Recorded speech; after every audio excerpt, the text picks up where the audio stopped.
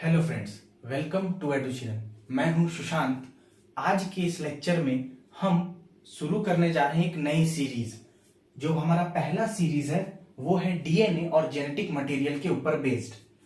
अगले सीरीज में हम ऐसे ही कुछ साइंस से जुड़े हुए इंटरेस्टिंग टॉपिक के ऊपर डिस्कस करेंगे और उनके बारे में कुछ अच्छी अच्छी चीजें, इंटरेस्टिंग और इंपॉर्टेंट चीजें जानेंगे। तो जो पहला लेक्चर है उसमें हम पढ़ेंगे डीएनए और जेनेटिक मटेरियल के बारे में। तो डीएनए क्या है? डीएनए, जो सबसे बेसिक बात हमें पता होनी चाहिए, DNA is a genetic material. Genetic material, DNA क्या है? एक जेनेटिक मटेरियल है। ठीक है, अब ये जेनेटिक मटेरियल शब्द कहां से आया, इसे समझने से पहले एक एग्जांपल समझते हैं। ठीक है, जब इस फील्ड में खोज साइंटिस्ट ने शुरू की तो उनको सबसे बेसिक इंफॉर्मेशन क्या पता थी, जो एक कॉमन पर्सन को भी पता होता है, जो साइंस बैकग्राउंड से नहीं है। ठीक है, जिसने साइंस नहीं पढ़ी है, ठीक है, उसे भी पता होता है कि एग्जाम्पल, एक ह्यूमन है, ठीक है, जो उसमें गुण है, जैसे मैं ह्यूमन हूं, मेरे अंदर जो भी गुण है, मेरे शरीर की जो भी संरचना है, जो भी फंक्शन है, स्ट्रक्चर है, जो मेरा शरीर काम कर सकता है, जो भी गुण है मेरे शरीर में, कैरेक्टर, वो कहां से आए हैं? पेरेंट्स से मेरे आए हैं।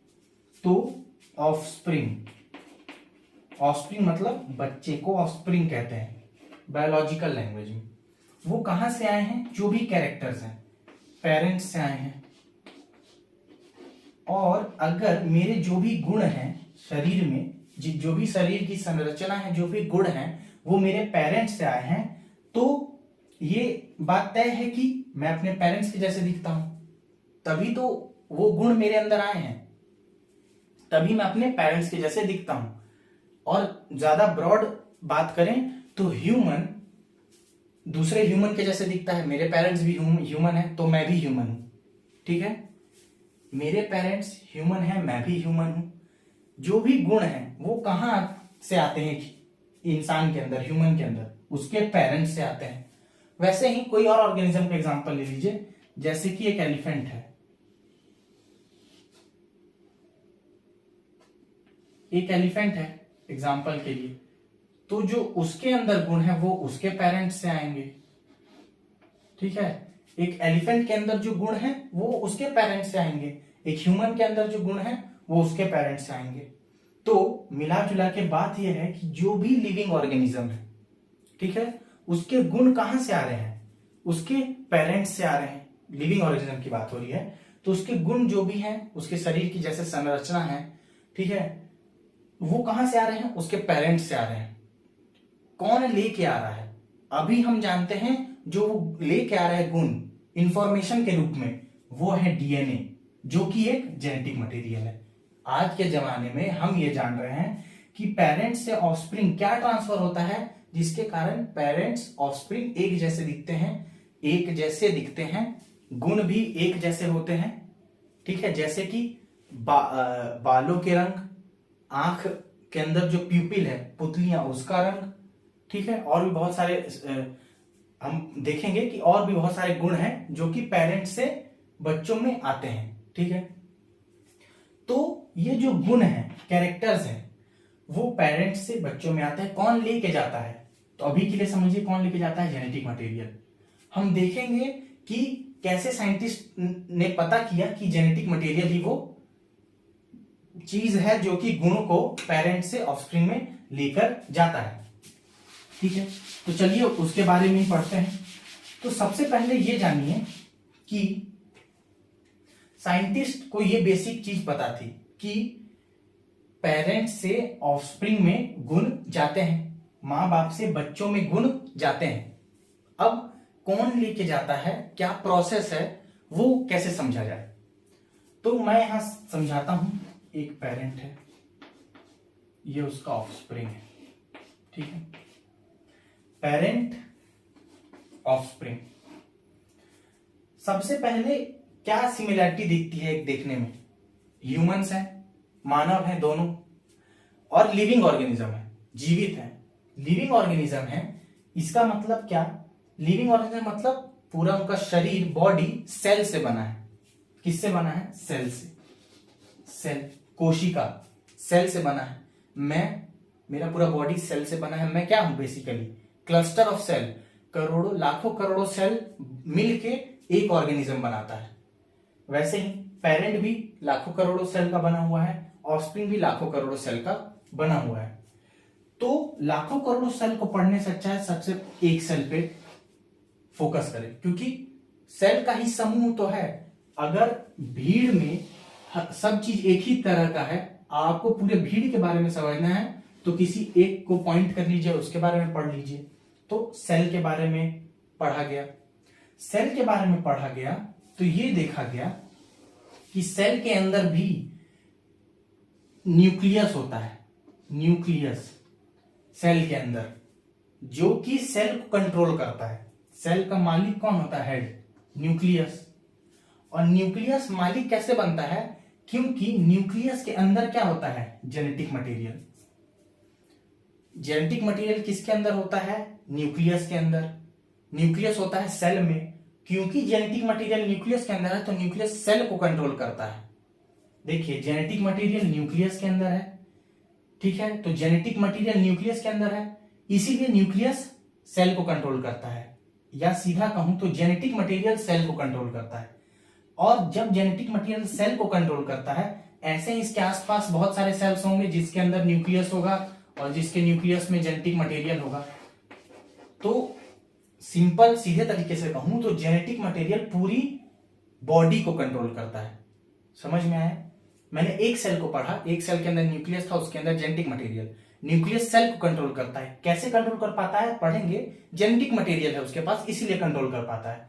तो अगर एक जेनेटिक मटेरियल एक सेल का उसे कंट्रोल करता है तो हर सेल का जेनेटिक मटेरियल कंट्रोल करेगा। और याद रखिए कि ये सब सेल कहां से आए हैं? जब कोई व्यक्ति, जैसे मैं, मां के गर्भ में थे, मदर्स वुम्ब, ठीक है, तो तब शुरुआत हम सब ने अपने जीवन की शुरुआत एक सेल से की है। उस सेल में भी तो न्यूक्लियस होगा और उसमें जेनेटिक मटेरियल होगा। फिर वो एक सेल से दो, दो से चार, चार से 8, 16, 32 ऐसे करके करोड़ों सेल्स बने हैं। लेकिन सबसे पहले तो एक ही सेल था जिसके अंदर न्यूक्लियस था एक, और उसके अंदर जेनेटिक मटेरियल था। तो वही जेनेटिक मटेरियल उसने क्या किया?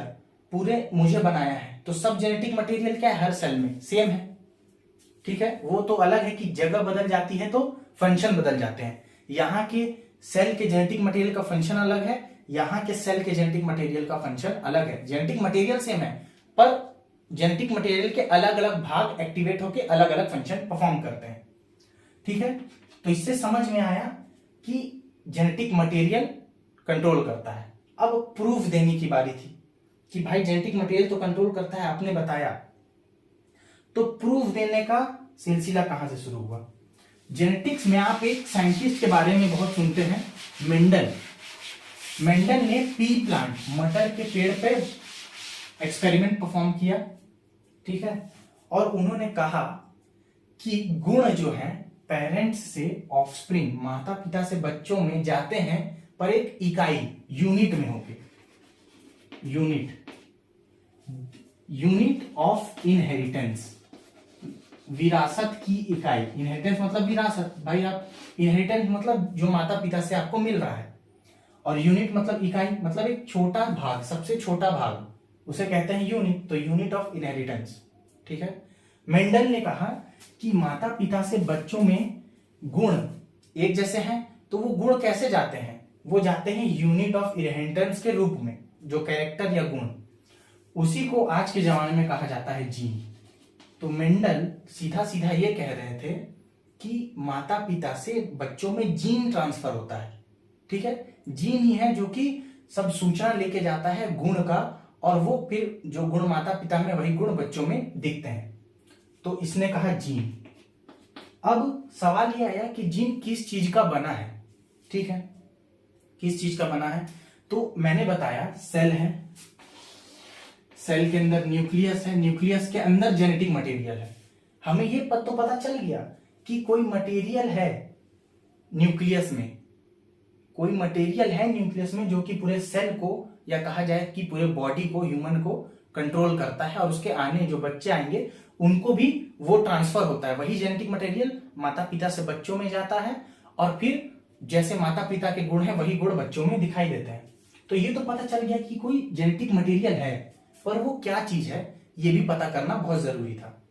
तो सिंपल वे में हम समझे तो स्टडी परफॉर्म की गई, बहुत सारी स्टडीज की गई, तो 3 से 4 और भी बहुत सारे थे, लेकिन समझने के लिए 3 से 4 सब्सटेंस ऐसे मिले जिसे साइंटिस्ट लेकर कंफ्यूजन में थे कि भाई ये हो सकता है या ये हो सकता है।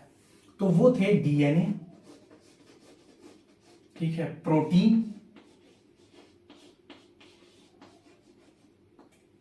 ये और ले लीजिए आप लिपिड, ठीक है, या तेल पदार्थ। डीएनए, प्रोटीन, लिपिड, ठीक है। तो डीएनए, प्रोटीन और लिपिड ये तीनों को लेके प्रॉब्लम थी। तो डीएनए सबसे पहले इसे नकार दिया गया था, डीएनए को, कि ये नहीं हो सकता है। और सबसे ज्यादा वोट किसे मिले थे? प्रोटीन को, क्योंकि ह्यूमन शरीर में 21 टाइप के अमीनो एसिड होते हैं, टाइप ऑफ अमीनो एसिड। अब अमीनो एसिड क्या होते हैं मैं बता रहा हूं। प्रोटीन को आप समझिए रेलगाड़ी, ठीक है, समझ लीजिए ट्रेन, और एक एक बोगी वो क्या है? अमीनो एसिड, ए अमीनो एसिड। समझ गया? समझ में आया? प्रोटीन एक ट्रेन है या एक नेकलेस है, तो पूरी नेकलेस को तो प्रोटीन कहेंगे, लेकिन एक यूनिट को क्या कहेंगे? Amino acid. एक अमीनो एसिड, 2, 3, 4, 5, बहुत सारे अमीनो एसिड मिल जाते हैं तब उसे क्या कहते हैं? प्रोटीन। प्रोटीन। और 21 टाइप का अमीनो एसिड हमारे शरीर में मिलते हैं, 21 टाइप्स के अमीनो एसिड हमारे बॉडी में मिलते हैं। तो आप देखेंगे कि वेरिएशन बहुत आता है, बदलाव। यहां पर यह बात समझना जरूरी है, वेरिएशन बहुत आता है। जैसे कि मैं अपने माता पिता से गुण मिलते तो हैं पर इतने भी नहीं मिलते, मैं एकदम 2 कार्बन कॉपी नहीं हूं। मेरा थोड़ा शरीर का बनावट अलग है, चेहरा अलग है, मेरे माता पिता का चेहरा अलग है। तो वो बदलाव कैसे आ जाता है? वो बदलाव उस वक्त साइंटिस्ट सोच रहे थे क्योंकि 21 अलग अलग तरह के अमीनो एसिड हैं, 21 अलग अलग तरह के अमीनो एसिड हैं, तो ये बदलाव दे सकते हैं, ठीक है। और डीएनए का स्ट्रक्चर क्या है? बाहर से देखने पे तो लगता है कि वो एक, अभी हम पढ़ेंगे आगे, कि एक धागे जैसी लंबी है, ठीक है। और उस वक्त उसका कंपोजिशन, किस चीज से डीएनए बना है या क्या वो काम करता है, उतना मालूम नहीं था। लेकिन प्रोटीन के बारे में मालूम था कि वो 21 अलग अलग तरह के अमीनो एसिड से बनता है। वेरिएशन के बारे में पता था कि माता पिता से गुण मिलते हैं, जीन भी आते हैं, जेनेटिक मटेरियल भी आता है, लेकिन फिर भी बहुत सिमिलैरिटी है, समानता है, पर कुछ भिन्नता भी है, अलग अलग भी है। तो वो जो वेरिएशन है, जो अलग अलग दिखता है, बदलाव है, वो प्रोटीन दे सकते हैं, क्योंकि 21 अलग अलग तरह के अमीनो एसिड से मिलकर प्रोटीन बना है, ठीक है। तो ये साइंटिस्ट का सोचना था। पर आखिरकार डीएनए फाइनल किसे किया गया, जो कि सही भी है, वो है डीएनए। तो डीएनए को कैसे फाइनल किया गया वो हम अगले लेक्चर में जानेंगे। तो आज के लेक्चर के लिए इतना ही।